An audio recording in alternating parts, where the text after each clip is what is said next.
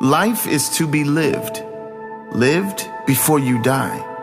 Don't waste a second of this precious gift. You're here for a reason. Never stop asking why. The best and most beautiful things in the world cannot be seen or even touched. They must be felt with the heart. Here are 7 things I need to tell you about life. Number 1, life is not meant to be so serious. Make time for fun, for joy, for play. Alan Watts once said, "This is the real secret of life, to be completely engaged with what you are doing in the here and now. And instead of calling it work, realize it is play." Don't trust anyone that tells you life has to be serious. Don't believe anyone that says there is no time for fun, joy, laughter in every or any day. When you are young, life is nothing but fun. The important lesson most of us adults still need to learn is that life is not meant to be so serious. We can easily forget that our lives do not last forever. This is why it is important to remind yourself one day, you, like all other humans, will die. When we remind ourselves of our certain death, when we remind ourselves of the fact that we do not know when it will all end, when we really take that in, the impermanence of it all, maybe then, we can start taking everything a little less seriously. Most people are struggling so hard to get the job, to get the extra money so they can impress people who they really don't like. And those people really don't care about them or about any of that anyway, because they're doing the same thing. Searching for one achievement, that one amount of money that will make everything better. But money doesn't make us feel worthy. Only we can do that. Maybe we don't need to stress so much about our weight, our skin, our bank account, or what other people think of us. I challenge you to look at life not as a struggle or a strain or a destination that is somewhere else needing to be reached, but a journey, a challenge to see how much joy you can squeeze out of every day. Then, whether or not you get the big house or the fancy car, it won't matter, will it? Because no matter what happens, you will have what most don't. 3 things money can never buy: joy, peace, and passion for life. Create a life that feels good on the inside, not just one that looks good on the outside. It is during our darkest moments that we must focus to see the light. Number 2, circumstances will never define you unless you decide to let them. Let me tell you a little life fact. If you are blessed enough to reach adulthood, there is a 100% chance, yes, 100% chance that life will dish you up some things that you did not plan for, nor did you want in your life experience. These things are called character building moments, life lessons, challenges sent, maybe to give your life more meaning, maybe just something you need to deal with in your own time, in your own way. Wayne Dyer once said, "If you change the way you look at things, the things you look at change." When you change the way you look at these life challenges, sometimes you will find they are not problems or misfortunes, but redirections, sometimes blessings. Maya Angelou said, "You may not control all of the events that happen to you, but you can decide not to be reduced by them." Don't fight against life. When challenges come, as I guarantee they will, see if you can continue to give your best to the present moment in front of you. Be open to the fact that you do not know how anything will turn out, including this hard moment in front of you. Trust that it was for the best for you or for someone else. See if you can find meaning in any of it, even the hardest moments. Everyone thinks of changing the world, but no one thinks of changing himself. Number 3, if you don't learn to control your mind will control you. The Buddha said, the mind is everything. What you think, you become. And that is not an extreme statement. Humans are said to have over 60,000 thoughts a day. That is not the problem. The problem is most people are having these thoughts on autopilot, and many of them are not positive. Most people are programmed by society, by the news channels, by social media. They believe everything they read. They are reactive, and when a challenge appears in their life, they don't know how to handle it because they don't know how to think for themselves. Rather than responding calmly and sensibly to fix a small challenge, they react in anger and escalate the challenge into a monster problem. Learning to control your mind and to control your emotions is key to living a life in control. Not in control of circumstances, but in control of how you feel about them, which is more important than being in control of circumstances, because that is something you have no control over. You control your mind and emotions through daily rituals, consistent self-work every day, repeating powerful processes that are proven to promote calm, positive feelings. Meditation, daily gratitude, prayer, exercise, detoxing from all negativity, specifically news, negative influences, and social media. All of these things are crucial to living a beautiful life. Ultimately, every individual is responsible for how they feel. Next time you react in anger, know that it is you that needs to do more work, not the circumstance or the person that made you angry. No matter what is going on around the world, inside your world, it can be a magical, peaceful place. If you're not going with the flow, you're going too slow. Number 4, make a plan, but go with the flow as well. Jim Rohn once said, if you don't design your own life plan, chances are you'll fall into someone else's plan. And guess what they have planned for you? Not much. Planning doesn't mean being attached to the outcome, though.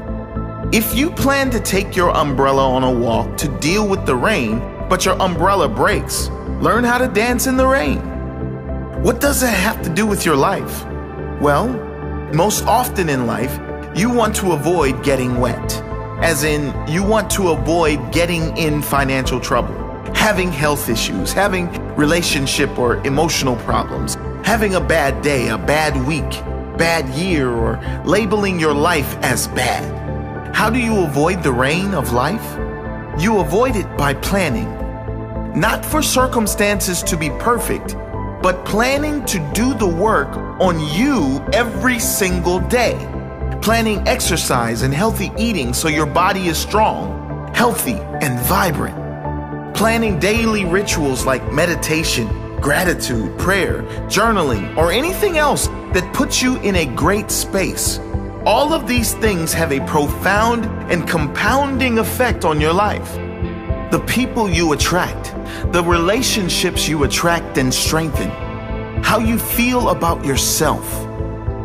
Now, of course, not everything always goes to plan. So when a challenge appears, when the rain of life comes down, learn how to dance in the rain, how to flow with it. And most importantly, plan to get back on track. As Benjamin Franklin once said, if you fail to plan, you are planning to fail. Care about what other people think, and you will always be their prisoner. Number 5, you'll never be able to please everyone. Yes, that's right. Even Mother Teresa has haters. No matter how pure your soul is, unfortunately, the reality of human beings is that we are all so different. And because of those great differences, we are all vibrating on very different levels. Some people are just not ready for kindness, peace, compassion. Some people aren't ready for anything positive. Don't let that get to you. It's nothing personal. It's just the very fact that everyone is so different. And from their difference in upbringing, circumstances, and environment come differences of opinion and differences in reactions. Just because they don't agree with you, or even if they are against you or your ideas, doesn't mean you can't find a way to either get along with them or let them go their own way in peace. The very thing you don't want to do is fight back and bring more negative energy to any situation. Let those who differ from you, differ from you. Be an example of someone who allows all others to have their opinion without being affected. Move on with your life without hate. There is no need for everyone or anyone to agree with you. Be so busy improving yourself that you don't even notice negativity coming your way. Be so focused on making a positive difference in the lives of those who want to hear from you that you fail to hear from those who don't. Be yourself. Everyone else is already taken. Number 6, you won't be happy if you're being someone else, trying to fit in with others. Be yourself and do it with pride. Genuine happiness will never come to you if you are changing who you are to please other people. You cannot be genuinely happy if you are not genuinely you. Be comfortable being you around everyone and anyone. All the wrong people will leave you, and that's okay, because the right people will stay. The right people as in those who love the real you exactly as you are. As Dr. Seuss said, be who you are and say what you feel, because those who mind don't matter, and those who matter don't mind. How people treat you is their karma. How you react is yours. Number 7, those who are stuck in their own misery will try to drag you into their dark hole. Don't let anyone steal your joy. Wayne Dyer said, loving people live in a loving world. Hostile people live in a hostile world. Same world. The nature of some human beings is that they don't want to see you happy because they haven't yet achieved it for themselves. Many people live in a hostile universe and perhaps unknowingly, perhaps unintentionally, will try to drag you into this hostile universe so they are not alone in there. Never change who you are and drop down into this hostile world. If you remain true to you, committed to this loving universe you live in, committed to your own well-being, your own peace, joy, and magic you are living in every day, sooner or later, all those people will stop trying to drag you down and instead ask you to help them up to your world. Be the light for others to find their way. Be the example that changes not only your life, but others through your own positive life experience. Eleanor Roosevelt said, "No one can make you feel inferior without your consent." Don't allow the bitterness of others inside your heart. They don't want to be there either. They need someone to show them the way. So many people are hurting, and they hide that hurt with bitterness and judgment.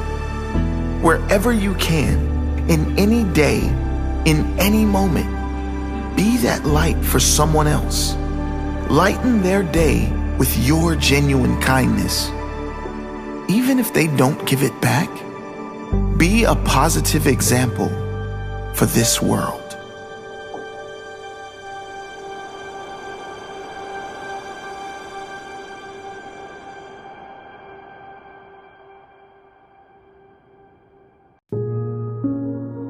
For most of us, Our experience of life is always trying to get somewhere else, somewhere other than where we are.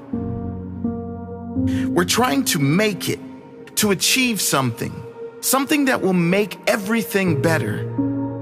We're all trying to get that person, that house, that job, that award, that thing that will change everything. Very few of us are present.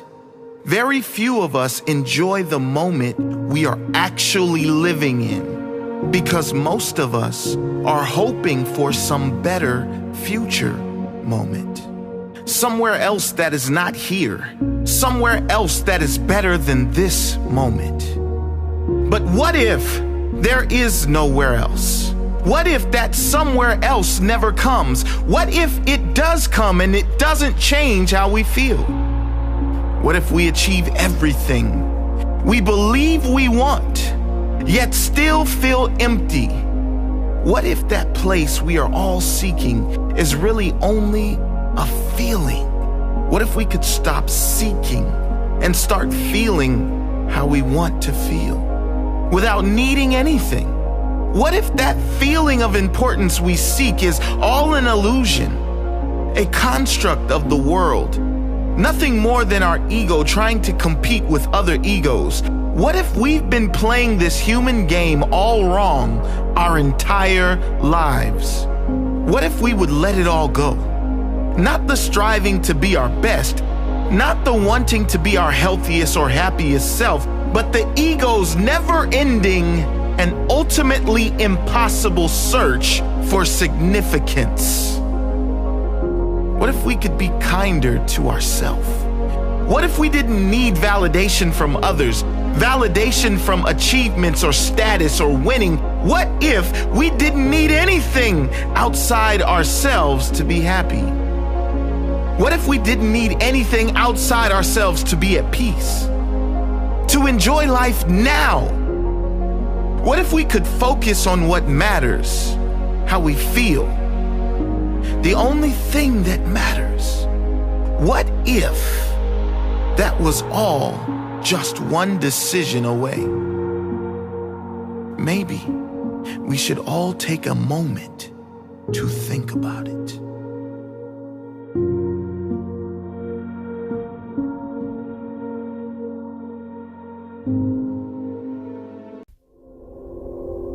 You are not your past.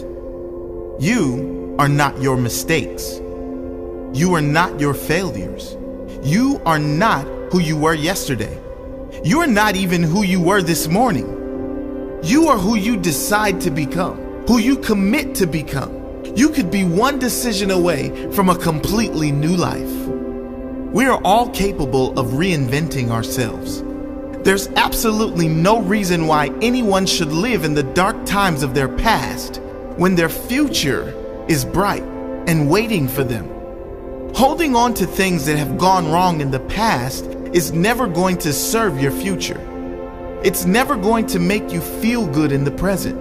It will only increase your suffering. So you have to ask yourself, is that event, that moment from my past, that moment that is over now, worthy of sucking all the joy out of my present and my future? Am I really going to let that moment, that person or event win? Am I really going to let that take away all the joy of my future? Let it go. We all make mistakes. We all do. Those who move on have the greatest chance of joy, both now and in the future. Forgive yourself. Forgive everything and everyone, and feel the weight drop from your shoulders as you walk towards your new life. Repeat to yourself every day, I am not my past. I am not my mistakes. I am not my failures. I am who I decide to become. I am who I commit to become. I commit to become the best I can be. I forgive. I move on. I look forward to the new me. My best is yet to come.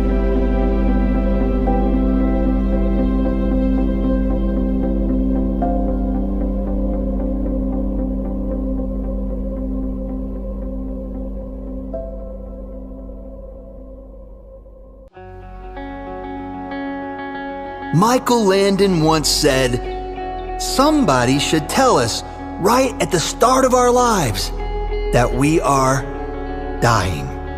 Then we might live life to the limit, every minute of every day.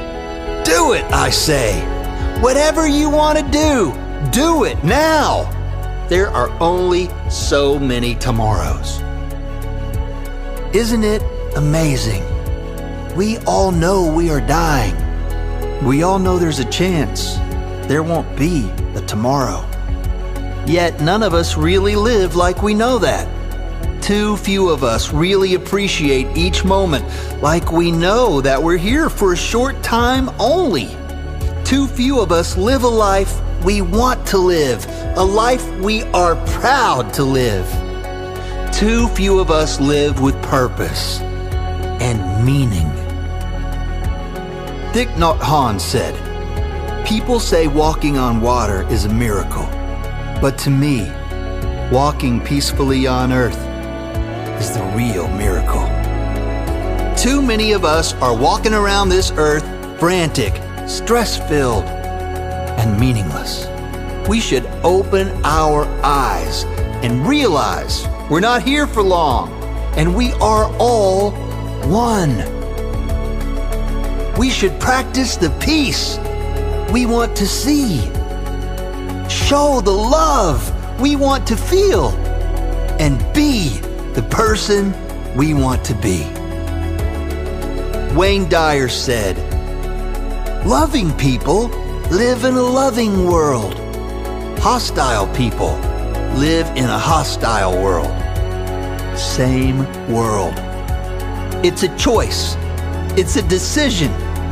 We are living in the same world, and some of us are living in a loving way, and some in a hostile way. We're not here for a long time. Let's make it a joy-filled time. You want more time to yourself? Good! Spend more time by yourself. If it's important to you, it's important to your world. It will make you better. And that will make those around you better too. We should remind ourselves that we are all dying. Never should we carry the burden of hate, of regret, or disappointment. We only have this moment, and this is the only moment we can decide to free ourselves from the past and live fully. Now is the only moment. Reminding yourself that this is a temporary experience frees you from the weight of pressure. Here's a daily affirmation you can try to bring more positivity to your life. Today I will search for blessings. Today I will search for things I can be grateful for. I know I have a lot to be thankful for. I know my life is full of blessings, full of meaning, and full of purpose.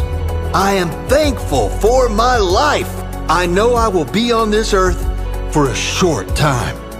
I know I can never know just how short that short time will be.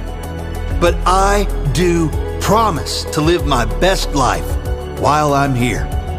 I know my physical body is dying, but I am living. I am loving my life. I am feeling every blessing. I am noticing every miracle. I'm taking time to know what's important to me. I'm taking time to understand and live my purpose here on earth. My life is full of meaning. I live in a loving universe, a peaceful world. I will walk peacefully on this earth with optimism, with positivity and joy in my heart. I will be the person I want to be, no matter how short this life may be. I will not stress over things I cannot control. I will look for the good. I know it's always there. I will look for the smiles. I will feel the blessings. I will live today.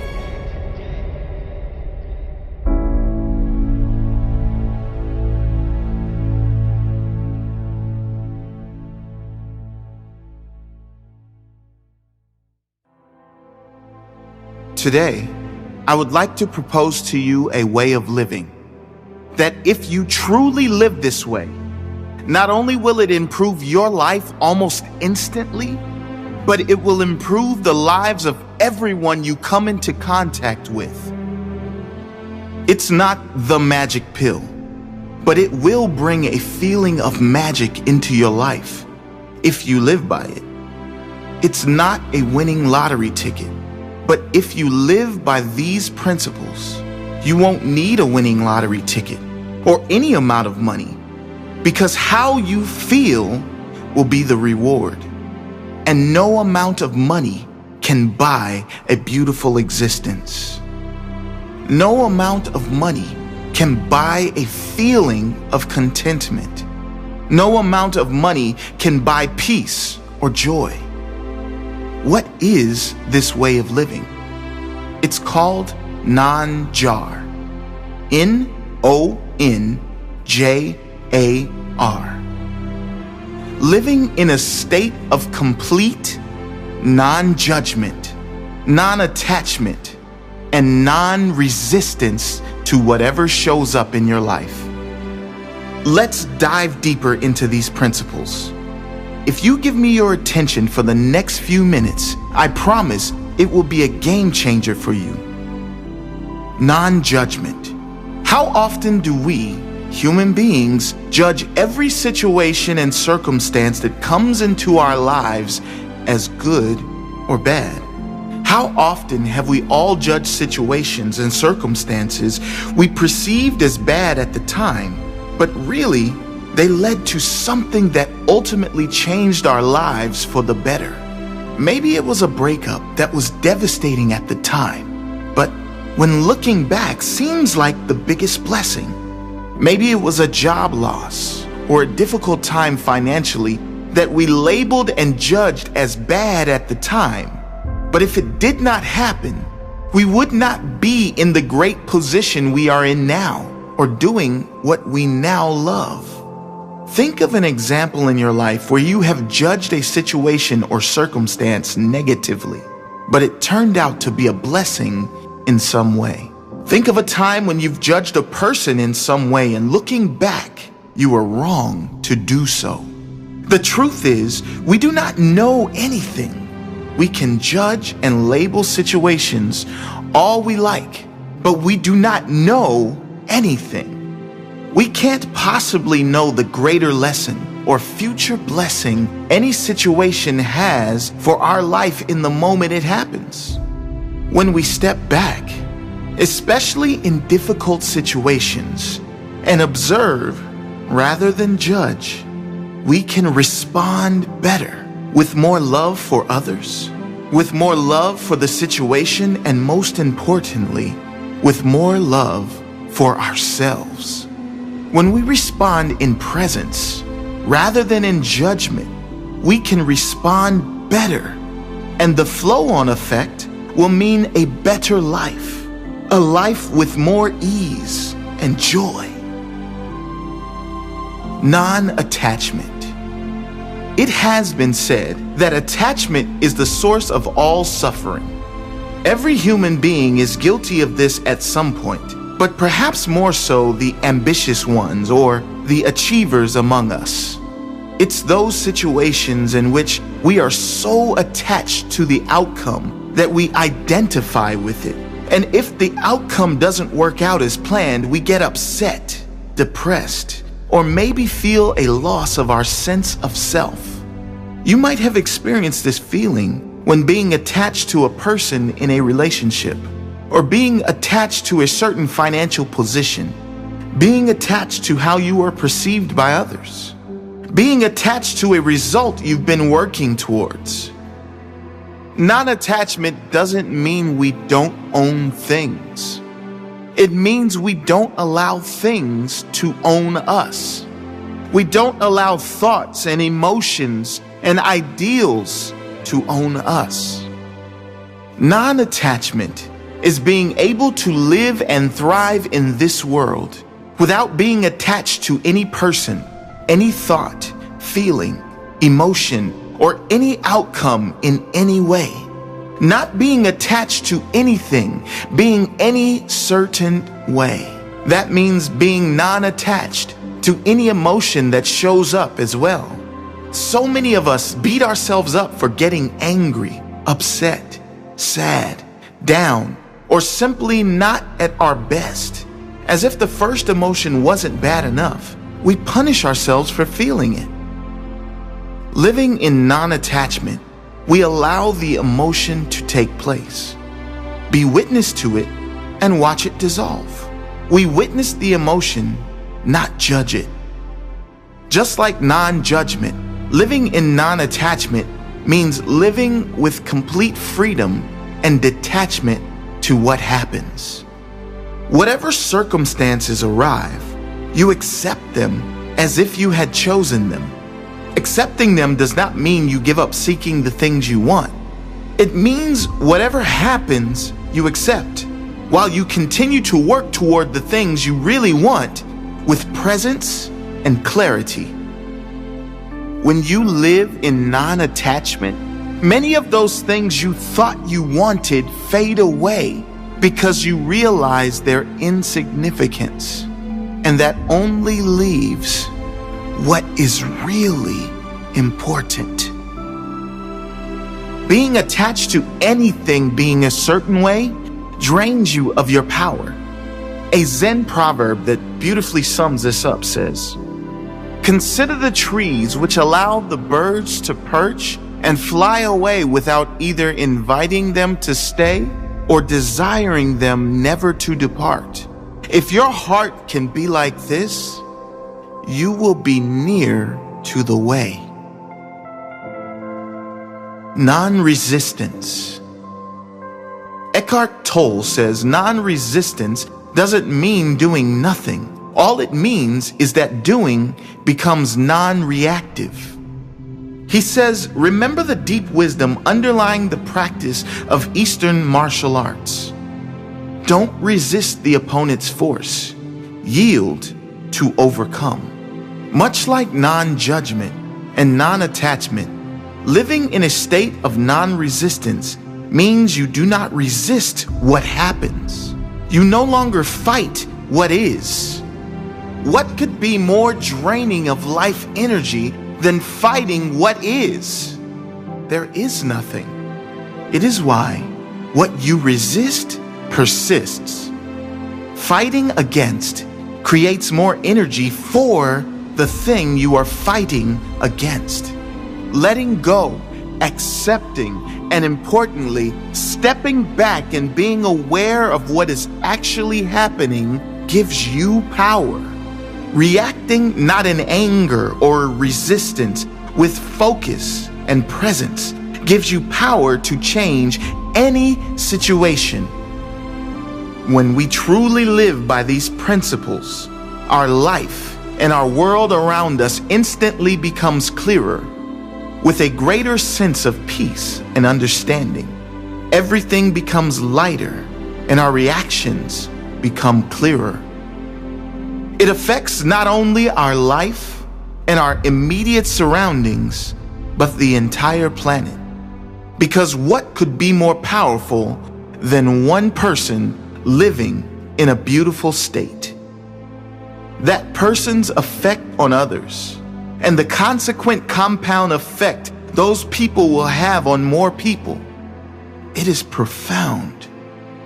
What a world we can live in if we dedicate our lives in this way. I pray you all give it a try, in full presence, with pure intentions. Many blessings.